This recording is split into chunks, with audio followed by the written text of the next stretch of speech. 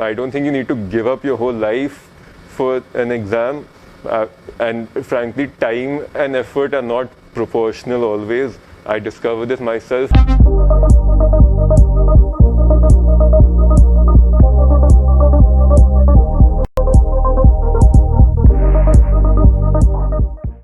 Hello friends, I am very happy to have with me here Pratyush, who scored All India rank 21 this year. So I'll quickly run you through Pratyush's life story till now. He's a Delhiite. He's done his schooling from Sanskriti School, one of the premier schools in the country, and he was a school topper.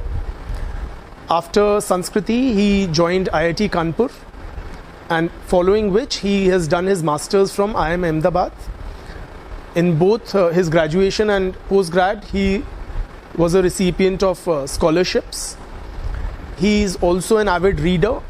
He also writes extensively. In fact, he has 2 published books already to his credit, which he wrote in a mere 2 to 3 months kind of a time span. And in my interaction with Pratyush, what I can say, what is the most outstanding feature of his personality, apart from the academic success, is that the clarity of thought that he expresses. So he's also good for us that he's also very articulate. So we all can hope to learn from him a lot, particularly civil services aspirants. So let us engage with Pratyush. Once again, Pratyush, heartiest congratulations on the behalf of IAS Gurukul, on my personal behalf. Pratyush, tell us, what was your driving motivation to prepare for the civil services? Question, why IAS? If I tried to answer it, this whole interview would be over and I still wouldn't be able to finish it, because there's some answers which are very simplistic and small, which we give, such as diversity and challenge, which I think a lot of other professions have. So this answer comes, it's not about the job, I think it's about you. You need to think about what makes you happy in life, how much money you need to achieve that, what's the work you want to do. So every job is about solving problems. Like a restaurant is about solving the problem of eating healthy food, tasty food. Every job comes down to solving problems. You need to decide what problems you want to solve and where your happiness lies. And it's a personal decision. I don't believe that you can have one generic answer for everyone. Great. Pratyush, coming to the academic challenges of this particular exam, what was the portion which you found academically most challenging? The biggest challenge is the sheer amount of misinformation and irrelevant material that's available, which I think is the single most difficult part of this exam. It's like a maze that once you figure out the way, it becomes easy, but finding the right way is the challenge of the whole process. And I don't believe you should enter anything until you've really understood what you're getting into. I've seen a lot of people who've appeared for this exam without understanding what it demands, what's the best way to go about it. I would advise everyone who's seriously preparing to spend time going through material online. I myself have written 2-3 extensively detailed blogs about the procedure I followed, and understand what you're doing before you invest a lot of precious time of your life. Yes. So Pratyush, can you share with the audience what is your assessment? What does this exam really require? Does it require a lot of memorizing? Does it require great analytical skills? So when I was reading about the exam, I came across a blog by Pranay Aggarwal, the topper of 2013. And I think he figured out the exam brilliantly. It's a generalist exam, it's not a specialist exam. Generalist means you know a little about a lot. Specialist means you know a lot about a little. You never get more than 250 words to write about any answer. So you need to be able to, in that 250 words, you need to be able to express yourself as holistically as you can. For example, if you're being asked about artificial intelligence, you don't go and talk about machine learning and neural networks. That is what a specialist would do. You would talk about what are the challenges AI is posing to us, what are the steps we've taken, what are the future steps we can do, and you'd only briefly mention as a generalist would what AI is. And this is the same procedure you follow for everything. A generalist only knows a little about a lot. It's about breadth, it's not about depth. And that for this, if you understand this, your whole process becomes much simpler because you don't need to memorize a lot. You can simply read everything like a story and reproduce the content in the best format in the exam. Again, I would recommend to read. I've written about this online. You'll find it. It'll make your life much simpler and help you get a good rank in the exam. Pratyush, there are a lot of people, lot of aspirants who actually end up spending a very substantial portion of their lives, 5, 6, 7 years, preparing for this exam. On the other hand, there are candidates like you who've cleared this exam in a single attempt. In fact, Pratyush has cleared multiple very difficult exams, whether it was the IITs to get into IIT Kanpur, whether it was CAT for the IIMs, and now the civil services exam.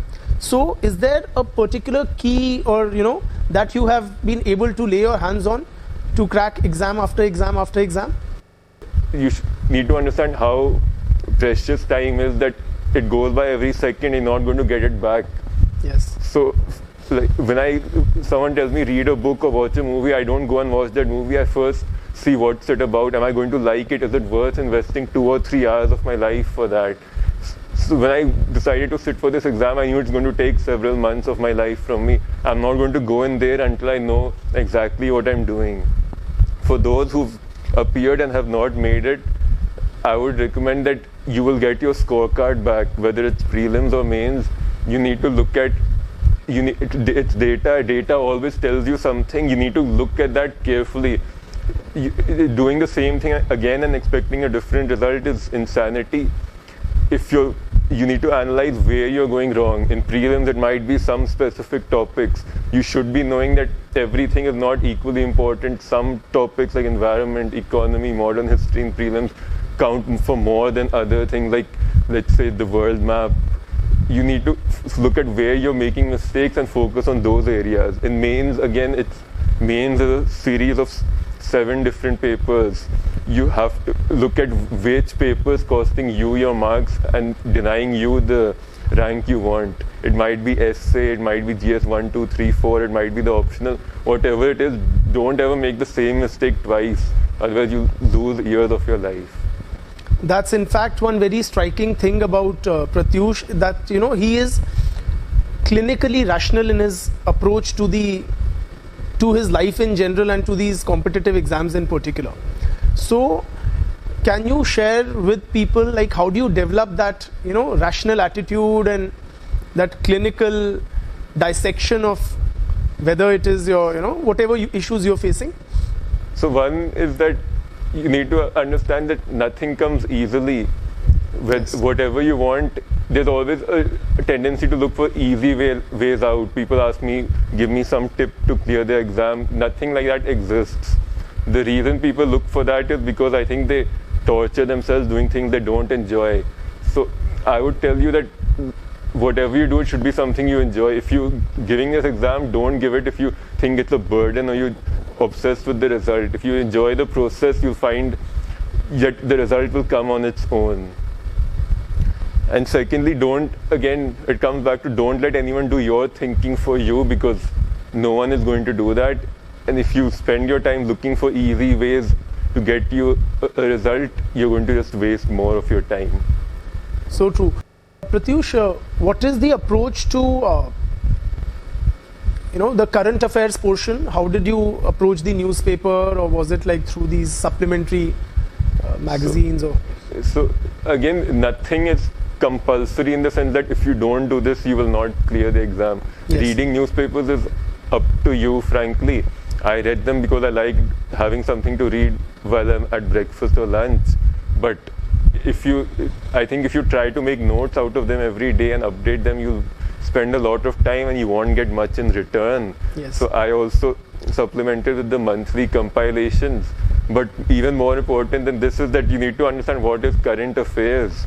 There's nothing like current affairs per se. Current affairs is just a the same environment, economy, all these topics we just call them current affairs, but they're really these old topics again. Yes. And there's nothing like 1 year or 2 years, which I saw when I was looking online, that people have this conception that only 1 year matters or 2 years matter. If you take an issue like the new education policy, it isn't just announced one day and it doesn't begin one day.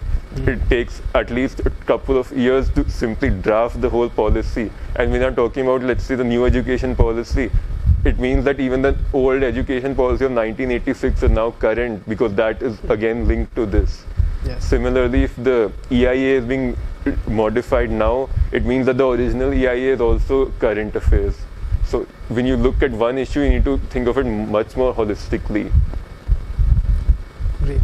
Pratyush, can you share with the students what was your daily schedule while preparing for the civil services exam?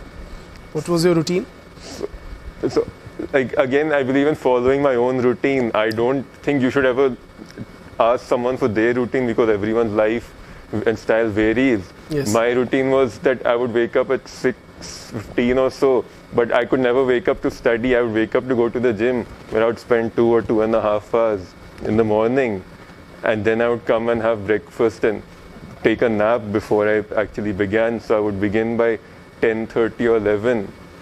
And since I also went to sleep by 11:30, I had 12 or 13 hours in a day. And out of these 12 or 13 hours, I would try to make sure that I spend around 8 in studies, and the rest go in the usual chores, such as eating or just reading something, or you have a lot of other things that just take up your time. I don't think you need to give up your whole life for an exam. And frankly, time and effort are not proportional always. I discovered this myself when I found out that when I drastically cut down the time I was studying in college, my grades skyrocketed much more than they used to ever be before. So if you want a rule of thumb, I would say anywhere between 6 to 10 hours is more than enough for the exam. Don't assume that if you have 7 months, you can't clear the exam. Don't assume that if you have 2 years, you will clear the exam. So true. Time and results are not proportional. Great. Pratyush, I won't be asking you about the sources that you refer to, because these are like common knowledge now. But what I do want to ask you is, how do you go about selecting the sources? The problem today is multiplicity of sources. You have plethora of good quality books, materials. So every time you look at you pick up a book, the first thing you need to ask is it adding any value? Is it worth the time I'm going to be putting into it? Yes. And if it doesn't add value, then throw it away. It's not going to help you. It's just going to steal your time.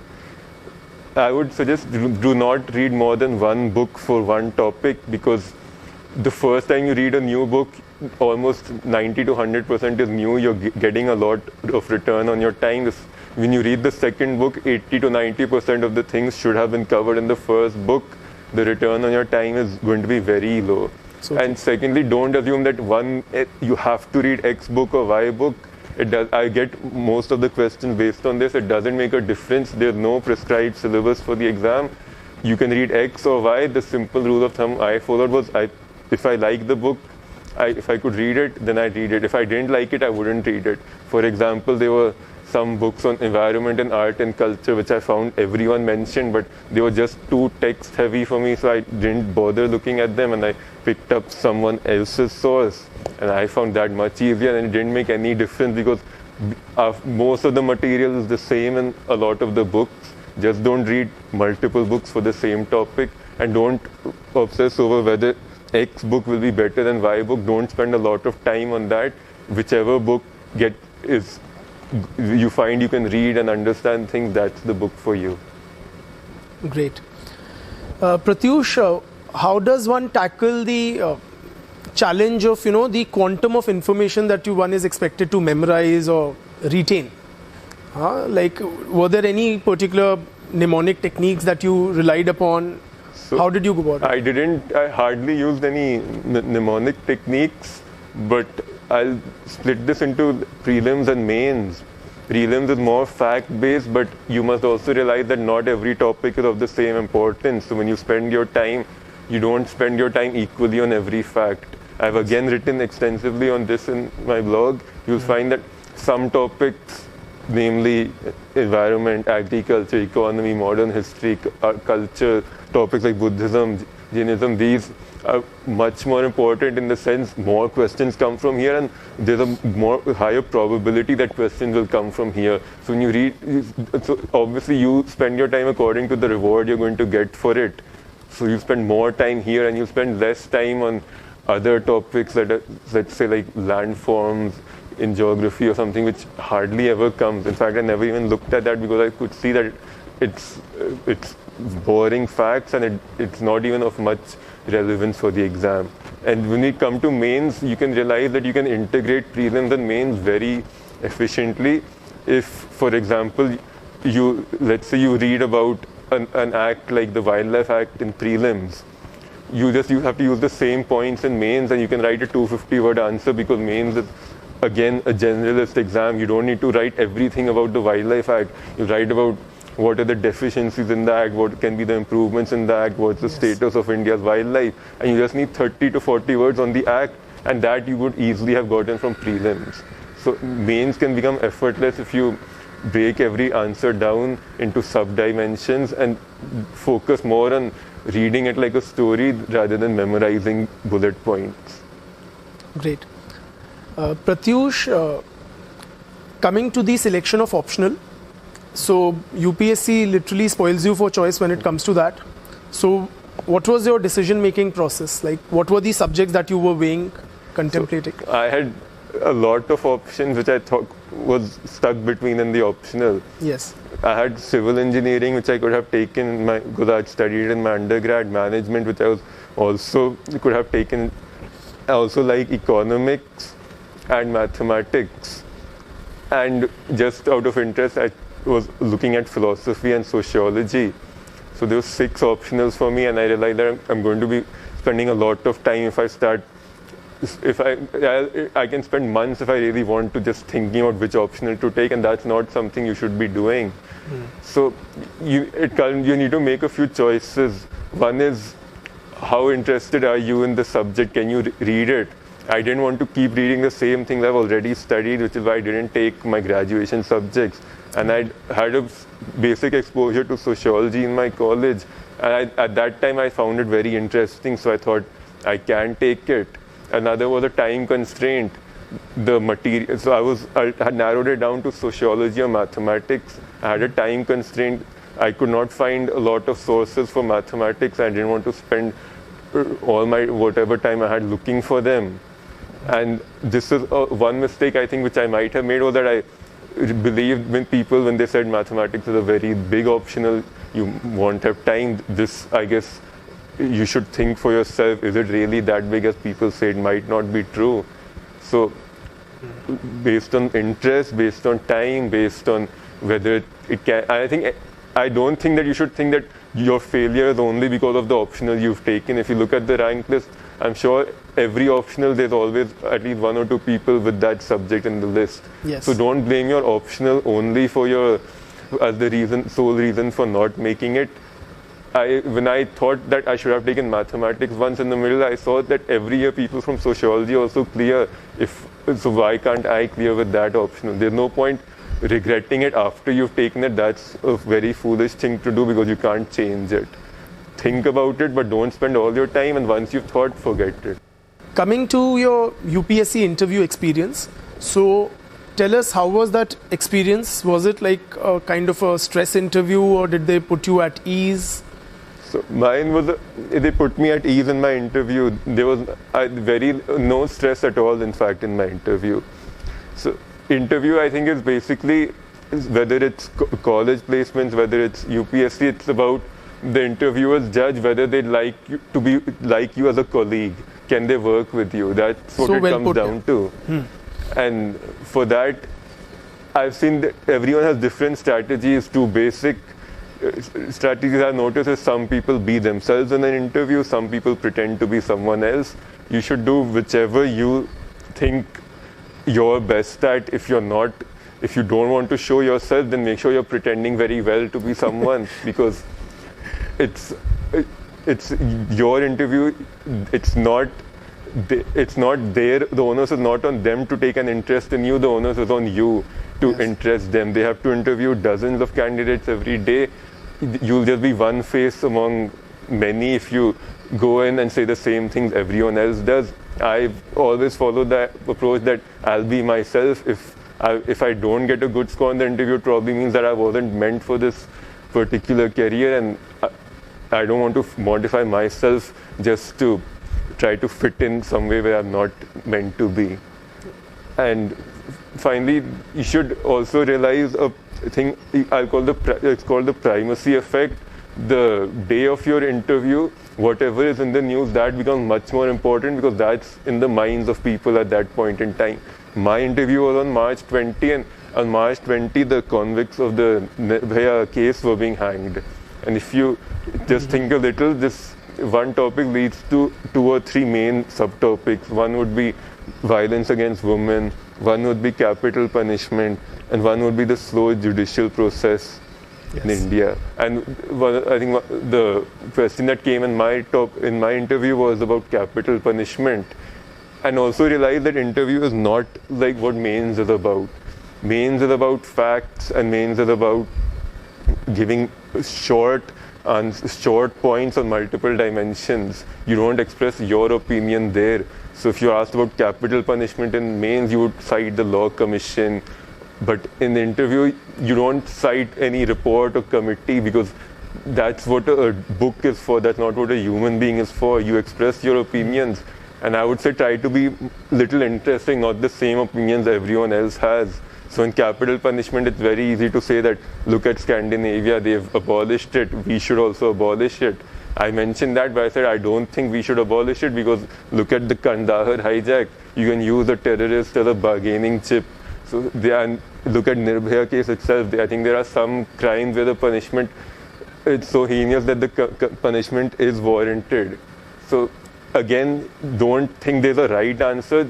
Just give an answer that you can defend. You don't even if you're countered, you don't have to necessarily backtrack from your position if you think that what you're saying makes sense. And finally, I'll say one more thing, that what is important in mains is not always important in the interview. Whether a Republican or Democrat is good for India is not something you would expect in mains, but it can very well be asked in your interview, particularly if your preference is the foreign service. So you need to look beyond what was in mains. Great. Thanks, Pratyush. Did you specifically prepare for the interview? So at the time of the interview, I was working in a job, so I did not have a lot of time for it. But I would tell you that if you've given mains, don't sit and wait for the results to come out before starting for the interview. Interview is, I think, the most easy and the most enjoyable process. So if you're currently preparing for prelims or mains, don't worry about the interview. Don't start daydreaming what you'll say, what you'll wear. All that comes later. Only after the mains, don't waste time thinking, have I made it, have I not made it? Just make a few simple topics which you know are important for the interview. One is yourself, your hobbies, your academics, your home city, why you want to join the civil services. These are things which I don't think you should expect someone to tell you the right answer, because there is no right answer. These things you have to sit and think about them. Great. Pratyush, did you do multiple revisions of the syllabus? So I read the content like a story, and then I read it again. I didn't always, like I said, it's not particularly about memorization, especially if you understand how to express yourself in multiple dimensions. So I could read, let's say a compilation by one, or one news compilation. I could read another one, and it would not matter too much because I already knew the content, what I wanted to say. Doesn't matter whether you read from X source or Y source or even both sources. If you're not focused on memorization, you can get past all the fluff and the noise and focus on the few words that are important. And again, like I said, this was my approach. So if you ask me the same question today and ask me the same question tomorrow, I would write slightly different answers based on what I could come up with at that moment. Great. Pratyush, tell us what in your view is the best way to present your answers? So students do wonder, or is it an eclectic mix of, say, para-type and points-wise and diagrams and whatever? So again, the examiner has hundreds of copies to check every day. He's not going to take a very extreme interest in yours unless you make the job easy for him. This was something I read on Pranay Aggarwal's blog, and I realized it's the most logical thing to think about. And if you've worked or if you've been in college and made presentations, you will know that paragraphs are sort of scary for most human beings. It's a wall of text. No one wants to read it. So I prefer to write in very short sentences and points. And even in the essay, I didn't write very big paragraphs because it's a natural tendency. When you see a lot of text, you skim it. I would try to break every answer down into sub-dimensions: an introduction, let's say challenges, what's being taken, what's a new policy, what's the way forward, and a conclusion. If you have a nice structure like this, the examiner's job becomes easy, and he won't think of your exam answer sheet as a burden. And if his job is easy, it's more likely he'll give you good marks. Great. Pratyush, in sociology, right? So one thing that students grapple with is, how do you distinguish your sociology answers from a GS answer? So this is the same problem which I had. Yeah. And if you look at sociology, there are basically two parts. One are the thinkers. So paper one is the thinkers are more than half the syllabus. And this problem is more acute in paper 2. Yes. Yeah, which is very GS type. So especially paper 2 is, if you realize that it's GS type, also you realize that it needs very little effort because everyone knows all the answers in paper 2 especially. Paper 2 has one part of Indian thinkers which you need to read. Even that is not very difficult because it's not very big. The bigger challenge is questions which come on, let's say, panchayat, female violence. Then you have even slightly unusual questions like ecology or terrorism come in sociology. Yes. Here what I thought to myself was that it's just going to become like GS. So how do I make it sociological? And the way I came up with it was that when I read a question, I never read, let's say I never read what do you think of deviance. I read what do sociologists think of deviance. So my single goal was to throw in as many names of sociologists and what they say about the topic. And there are some topics, like I said, about ecology or other less sociological topics per se, which you don't have thinkers. There I would give examples instead to make it different from GS. So for examples, I would say the news is a big source of examples. When you see Greta Thunberg, you see examples of youth, you see examples of women. When you see the George Floyd protests, you see examples of racism, you see examples of marginalized communities fighting back. Link the news to sociology and put in the names of thinkers wherever possible. That was my strategy. Great.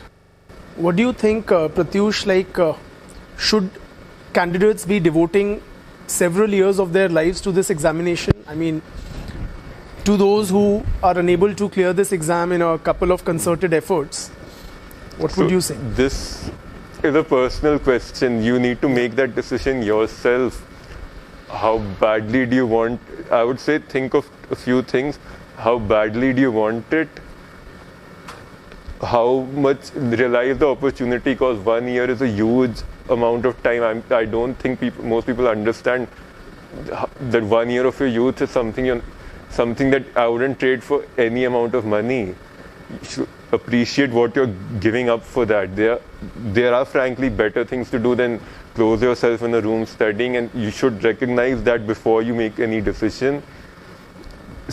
And I would say don't do it blindly. If you have not made it and you're deciding to appear again, make sure you're doing something different. Don't repeat the same mistake and think you'll get a better result. That's stupid, and that's just going to waste your life. Make a change. Don't do the same thing again and again. So the right answer about whether to sit for more attempts or not is something you need to decide for yourself. Great.